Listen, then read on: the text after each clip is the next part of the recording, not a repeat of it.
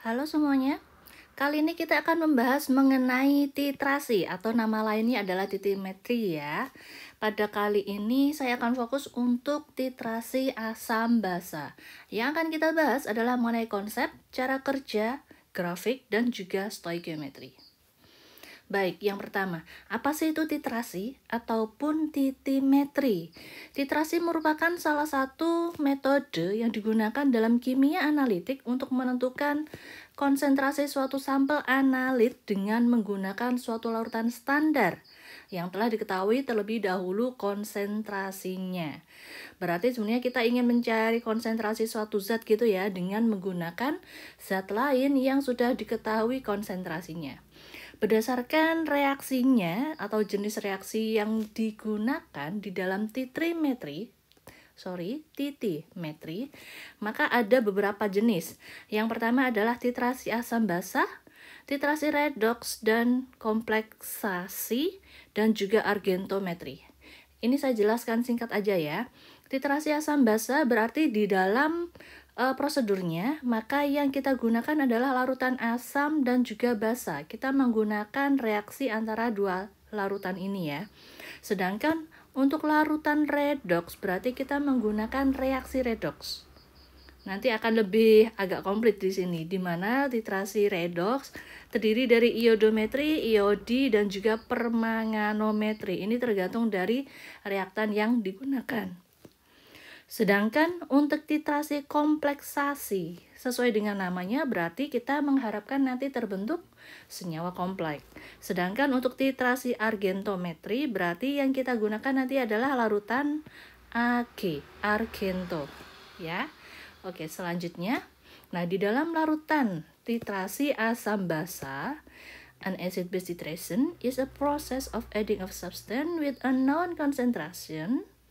Nah, di dalam titrasi asam basa, di dalamnya terlibat sebuah proses yang menambahkan suatu zat yang telah diketahui konsentrasinya, kita sebut sebagai titran, ke dalam suatu senyawa yang tidak diketahui konsentrasinya alias analit untuk menentukan konsentrasi zat tersebut. Nah, biasanya peralatannya nanti akan di-setting atau dibuat model seperti ini ya.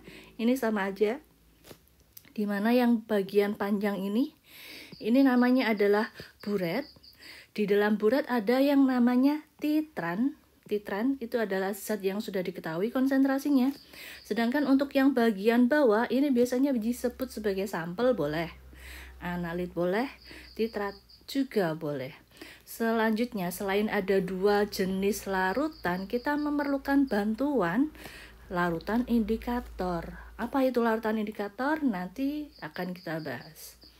Selanjutnya, nah, di dalam titrasi asam basa ada yang namanya larutan standar primer dan juga larutan standar sekunder.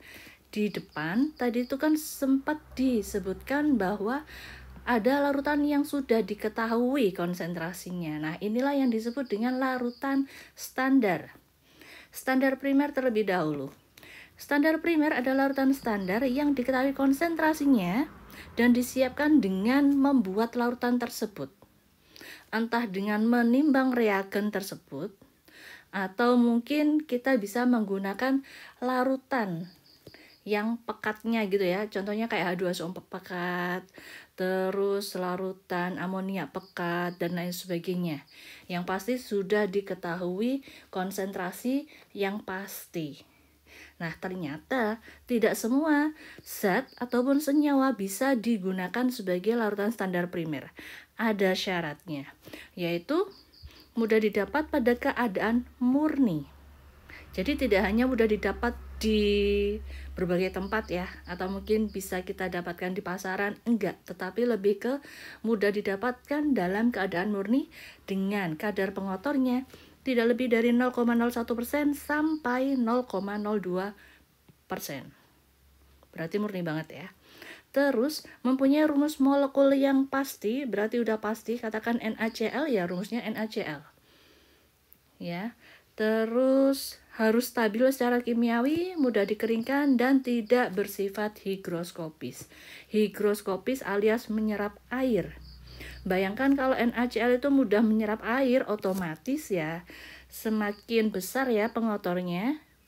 Dan juga nanti kalau ditimbang nggak bisa menjadi murni, ya kan? Terus berat ekivalennya harus besar sehingga mudah ditimbang dan meminimalkan kesalahan akibat penimbangan. Nah, yang dimaksud di sini adalah berat ekivalen atau merujuk kepada berat molekul alias MR-nya. Kalau MR-nya besar, maka katakan kita memerlukan 1 mol, maka kita akan menimbang untuk Na itu 23, contohnya NaCl ya. Sedangkan untuk Cl itu adalah 35,5. Sehingga ketika kita menimbang untuk 1 mol yang kita perlukan adalah 58,5 gram. Nah, ini dianggap cukup besar, 58,5 gram, sehingga kita nimbangnya enak. Bayangkan ketika kita memerlukan 1 mol, ternyata yang kita perlukan hanya 1,23 gram. Nah, ini memiliki kecenderungan untuk kesalahan penimbangan yang lebih besar. Oleh karena itu, ini dihindari sebagai larutan primer. Oke, selanjutnya, reaksinya harus sempurna. Kalian bisa bayangkan reaksi yang tidak sempurna itu yang kayak bagaimana? Reaksi yang tidak sempurna itu contohnya adalah reaksi dari asam lemah. Ya kan, misalkan saya punya asam lemah CH3COOH, dia akan membentuk CH3COO- dan juga H+. Padahal untuk reaksi titrasi yang kita perlukan adalah H+-nya. Dalam kondisi reaksi kesetimbangan kita tidak mengetahui secara pasti berapa konsentrasi H+-nya. Ya kan, sehingga tidak bisa digunakan larutan standar primer. Reaksinya harus sempurna. Contoh yang sempurna, misal nih, saya menggunakan contoh larutan yang lain ya. Ada larutan HCl. Dia akan terdisosiasi sempurna menjadi ion-ionnya, yaitu H+ dan Cl-. Jika saya mengatakan ini konsentrasinya 1M, maka konsentrasi H+-nya juga 1M. Inilah yang kita inginkan. Kita tahu pasti berapa konsentrasi yang ada. Gitu ya. Selanjutnya, ada yang namanya larutan sekunder. Kalau larutan sekunder ini tidak dibuat lagi dari zatnya, tetapi larutan standar sekunder itu dibuat atau kita menentukan konsentrasinya berdasarkan larutan standar primer. Oh ya, nama lain dari larutan standar adalah larutan baku. Jadi ini boleh larutan baku primer, boleh larutan standar primer. Sedangkan ini larutan baku sekunder atau larutan standar sekunder. Boleh dua-duanya. Oke, kita lanjut ya. Larutan standar yang konsentrasinya harus dibakukan oleh zat baku primer, berarti jelas ya. Untuk yang sekunder itu kita ketahui konsentrasinya berdasarkan primer, berdasarkan hasil titrasi. Selanjutnya. Nah, pada saat kita bekerja dengan titrasi, ada beberapa istilah yang harus kalian pahami dan bisa kalian bedakan. Yaitu ada yang namanya titik ekivalen dan juga titik akhir titrasi. Apa yang dimaksud dengan ekivalen? Artinya ketika ekivalen, tadi kan kita melibatkan larutan asam dan juga basa. Kedua-duanya itu bereaksi. Ketika ekivalen, artinya asamnya habis, basa juga habis, alias keduanya habis bereaksi. Ya kan? Cuma masalahnya ketika kita memiliki dua buah larutan, misal nih, saya punya larutan HCl dan juga larutan NaOH. Ini adalah larutan yang saya titrasikan. HCl itu tidak berwarna, NaOH juga tidak berwarna. Ketika mereka bereaksi pun, larutan yang dihasilkan juga tidak berwarna. Lalu bagaimana caranya kita ketahui bahwa larutan ini sudah habis bereaksi? Nggak bisa kan ya dengan menggunakan mata telanjang. Oleh karena itu, kita menggunakan beberapa bantuan. Salah satunya adalah larutan indikator. Oke, saya sebutkan dulu untuk ini dulu ya. Titik akhir titrasi. Titik akhir titrasi adalah kondisi ketika terjadi perubahan warna larutan indikator. Nah, indikator. Larutan indikator itu apa sih? Larutan indikator adalah larutan yang dapat digunakan untuk mengetahui terjadinya perubahan pH. Di sini kita memiliki banyak sekali jenis larutan indikator. Lalu ada triac pH atau pH kerja gitu. Terus ada warna pada larutan asam, misalkan bromfenol biru. Pada saat larutan asam, di mana pH 2,8 ke kiri atau mungkin lebih kecil gitu ya, maka warnanya akan kuning. Sedangkan pada pH 4,6 ke atas, maka warnanya adalah biru. Ya, nanti ada contoh gambarnya. Sehingga ketika terjadi perubahan pH dari katakan angka 2 berubah menjadi angka 5, maka warnanya akan berubah dari kuning berubah menjadi biru. Nah, inilah indikator yang bisa kita lihat dengan menggunakan mata kita. Oleh karena itu, kita bisa menyimpulkan terjadi perubahan pH. Berarti bisa jadi di sini terjadi titik ekivalen. Saya ulangi ya, bisa jadi terjadi titik ekivalen. Nah, apa sih hubungan antara titik ekivalen dengan titik akhir titrasi? Titik ekivalen menunjukkan reaktan habis bereaksi. Titik akhir titrasi menunjukkan terjadinya perubahan warna larutan indikator. Beda ya, cuma kedua-duanya ini bisa saling berhimpit. Dan itulah konsep dari titrasi. Kita harus membuat mereka berdua berhimpit. Caranya bagaimana? Nah, contohnya ada grafik di sini. Ini adalah grafik dari pH larutan titrat. Saya ulangi, larutan titrat. Jadi larutan yang ada di Erlenmeyer.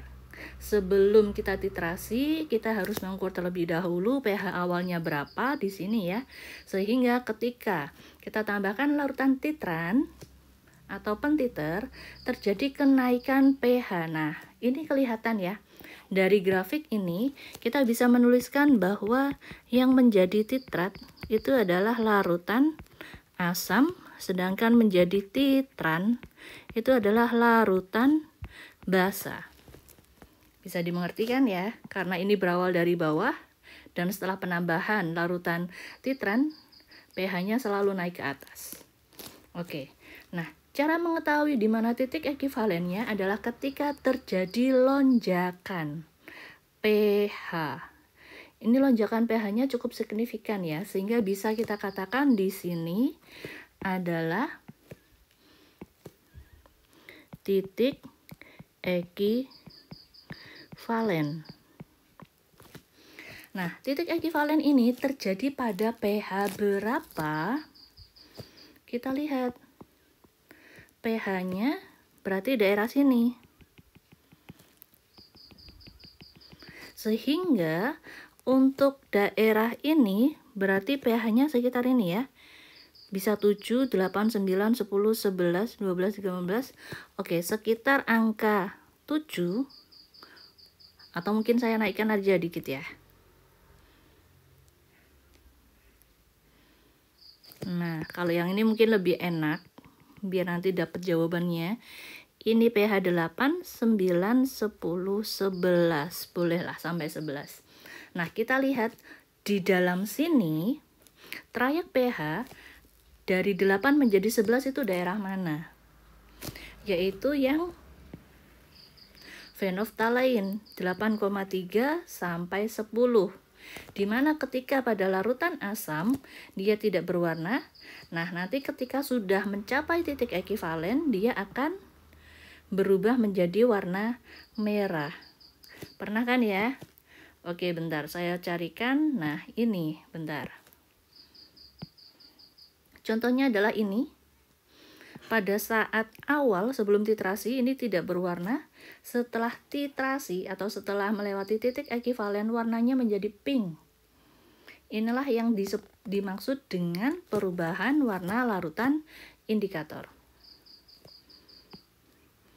Oke ya, sampai sini paham? Nah, tadi kan kita tujuannya adalah untuk menggabungkan atau mempertemukan kedua titik ini. Bagaimana jika saya menggunakan contohnya bromfenol biru 2,8 sampai 4,6. Ini angka 1, 2, 2,8 sampai 4,6 gitu ya. Berarti daerah sini kan ya. Apakah boleh? Pasti tentu jawabannya tidak boleh. Mengapa pada saat titik ini, titrasi yang digunakan masih belum mencapai titik ekivalen. Ya, sedangkan di sini juga ini udah melewati titik ekivalen juga tidak boleh. Sehingga untuk menentukan larutan indikator, kita harus tahu ketika titik ekivalen kira-kira pH-nya berapa. Caranya bagaimana? Kita harus menghitung. Intinya gini. Ketika habis bereaksi, berarti asam dan basa habis. Maka yang di dalam larutan tersebut, campuran larutan ya, yang tersisa apa?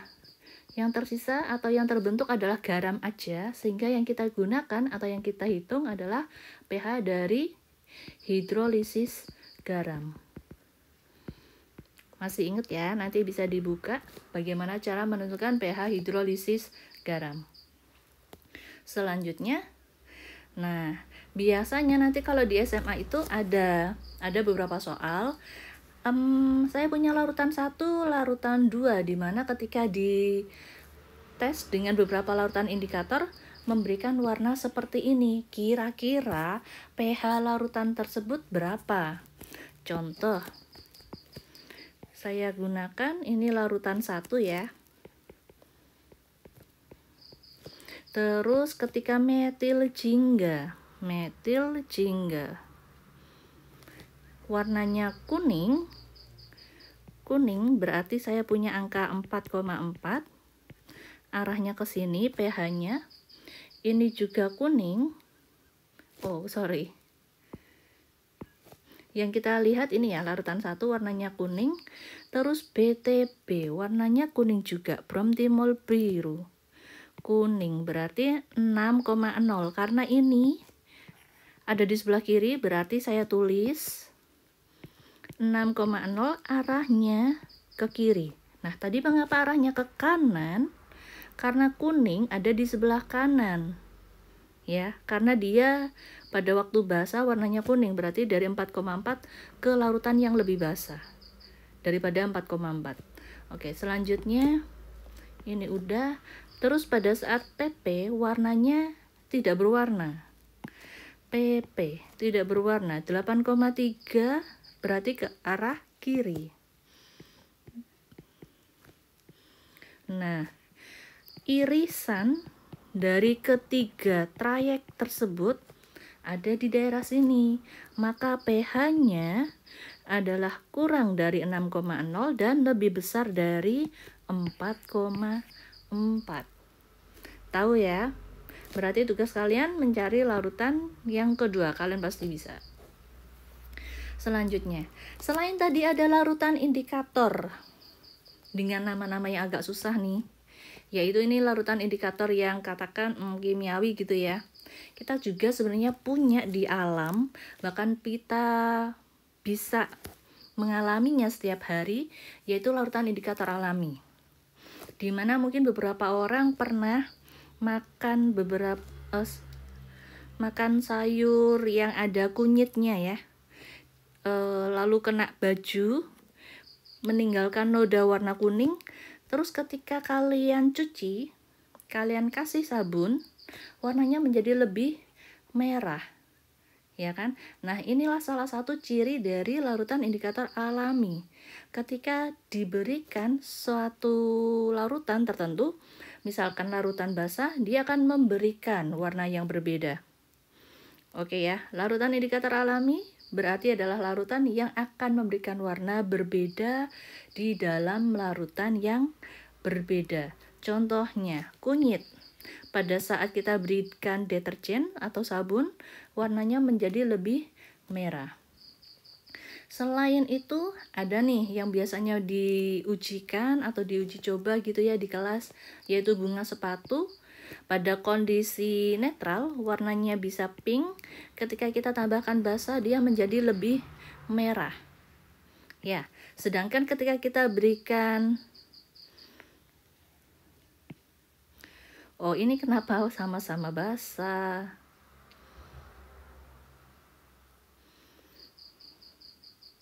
Ini salah satunya diberikan larutan asam gitu ya. Yang ini asam, kita tambahkan asam.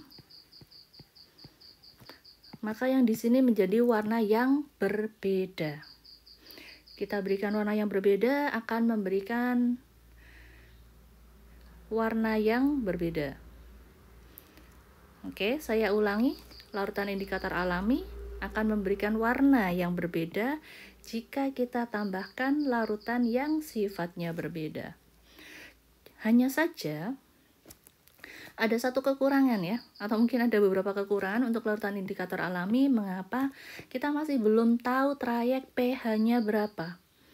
Apakah pH 2 memberikan warna hijau atau harus pH 3 baru memberikan warna hijau, gitu kan ya.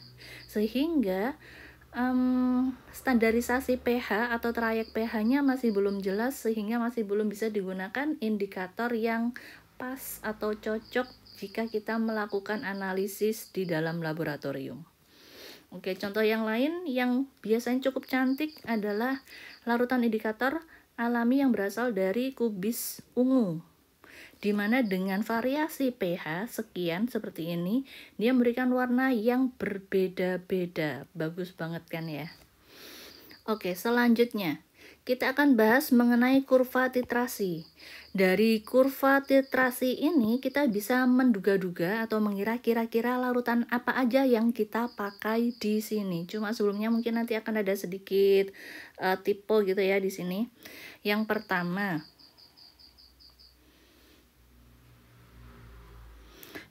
kita lihat di sini ada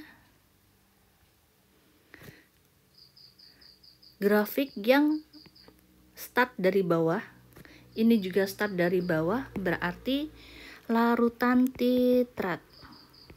Itu adalah larutan asam. Ini titrat juga asam. Sedangkan yang bagian bawah dia start dari atas, otomatis titrat itu adalah larutan basa.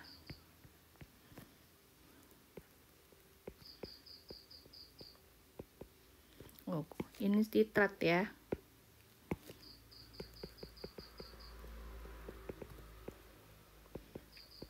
Nah, hanya saja kita lihat ini dan juga ini sedikit beda ya.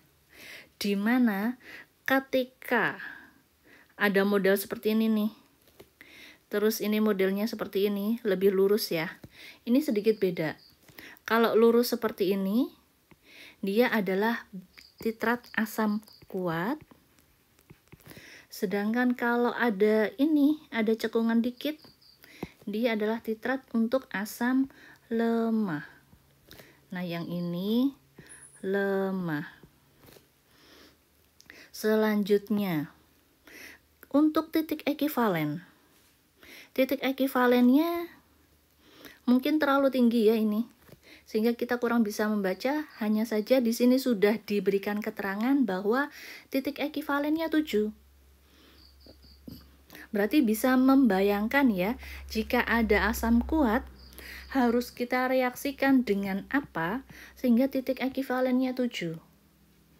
Maka yang kita perlukan adalah titer atau pentiternya berupa basa kuat, sehingga diperoleh pH untuk titik ekivalennya 7. Nah, indikator yang dapat digunakan bisa berupa metil merah, bromtimol biru, dan juga fenoftalain. Kalau fenoftalain ini akan lebih bagus hasilnya. Sedangkan karena kita memiliki asam lemah,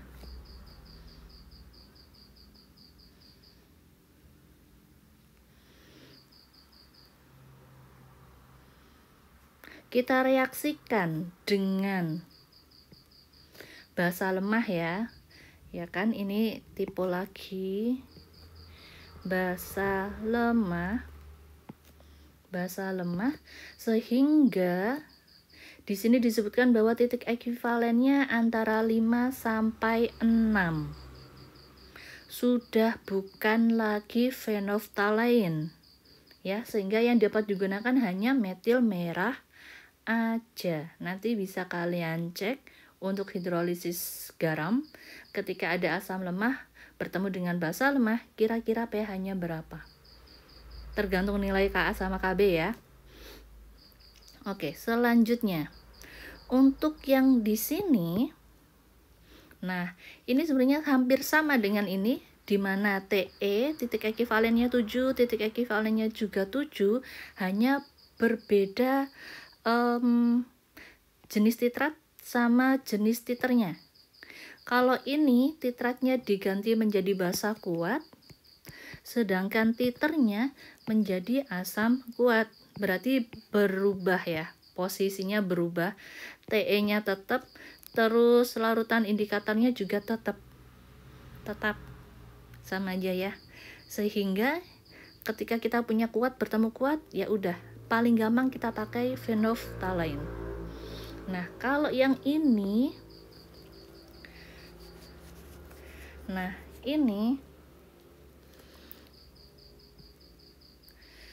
karena berasal dari atas, berarti kita punya larutan basa. Karena ini ada cekungan kecil, berarti ini adalah basa lemah. Kita titrasikan dengan asam kuat, sehingga kita memperoleh pH untuk titik ekuivalennya 5 sampai 6. Dengan angka Te sekian, berarti yang bisa kita gunakan adalah larutan indikator metil merah ya. Nah, dari kurva ini kita bisa saya buat sedikit kesimpulan bahwa dengan jenis ini, startnya kita bisa menentukan ini basa lemah atau basa kuat, asam lemah atau asam kuat, gitu kan.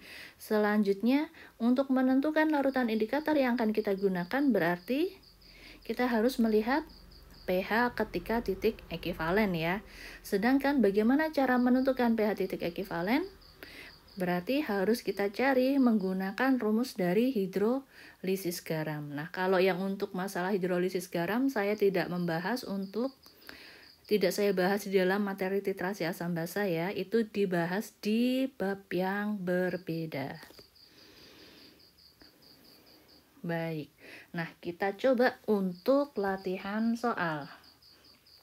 Nah, latihan soalnya, pertama kita ingin membuat larutan standar yang dibuat dari 1,26 gram kristal H2C2O4 2H2O. Nah, ini berarti senyawa hidrat.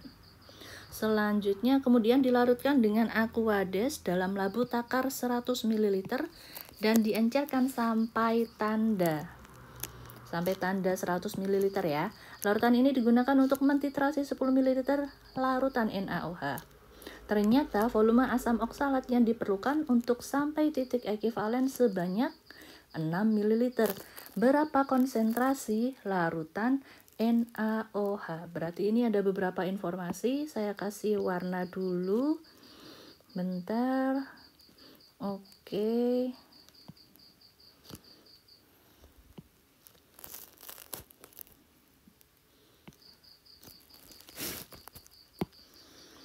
Berarti yang pertama kita harus mencari konsentrasi dari larutan standar ya. Berarti konsentrasi larutan H2C2O4 2H2O. Kalau konsentrasi jumlah mol per volume. Ya, biasanya kan itu kan. Tetapi juga boleh rumus yang lain, massa per mR dikali 1000 per volume. Hati-hati untuk mR berarti kita harus mengikut sertakan rumus 2H2O di sini. Ya, sehingga saya bisa tuliskan masanya adalah 1,26 per, untuk mR-nya adalah 126 dikali 1000 per volumenya adalah 100 ml. Kita peroleh konsentrasi 0,1 m. Berarti di sini kita punya konsentrasi untuk larutan asam. Berarti ini adalah Ma. Selanjutnya kita juga punya yang ini, berarti volume ya. Volume untuk basa. Saya tulis dulu volume untuk basa 10 ml. Selanjutnya yang diketahui, ternyata volume asam oksalat yang diperlukan sampai titik ekivalen adalah sebanyak 6 ml. Volume untuk asam. Berarti 6 ml. Berapakah konsentrasi larutan NaOH? Konsentrasi berarti yang ditanyakan adalah Mb. Nah, di sini hati-hati, mengapa? Karena rumus yang digunakan adalah MaVa dikali A sama dengan Mb dikali Vb dikali B. Di mana A dan B itu merupakan valensi ya. Valensi asam untuk A dan valensi basa untuk B. Valensi itu ya bagaimana? Contohnya untuk valensi, ketika kita punya NaOH, di mana jumlah OH yang ada di sini adalah 1, maka valensi untuk basa atau NaOH-nya adalah 1. Sedangkan untuk asam oksalat H2C2O4, saya tulis kayak gini aja ya. Kita memiliki 2 buah H+. Maka valensi asamnya adalah 2. Sampai di sini masih oke ya. Sehingga ketika kita menggunakan rumus ini ya udah langsung aja MaVa kali A sama dengan MbVb dikali B. Ma-nya udah ada 0,1, volumenya 6 ml dikali valensi asam 2. Mb-nya yang kita cari volume basa adalah 10 ml, sedangkan valensi basa adalah 1. Sehingga Mb ini berarti 12 ya. Ini dapatnya 1,2 dibagi 10 alias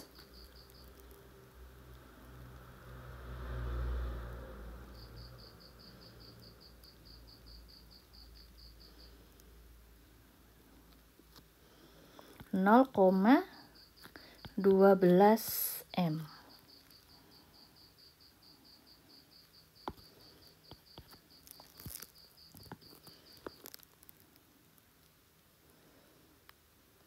Baik, sampai di sini bisa dimengerti?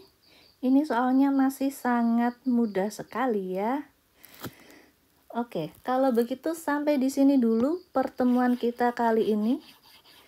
Kita bisa lanjutkan di pertemuan selanjutnya. Jika ada pertanyaan, jangan lupa ditulis di Google Form ya. Sampai ketemu lagi di video selanjutnya. Terima kasih.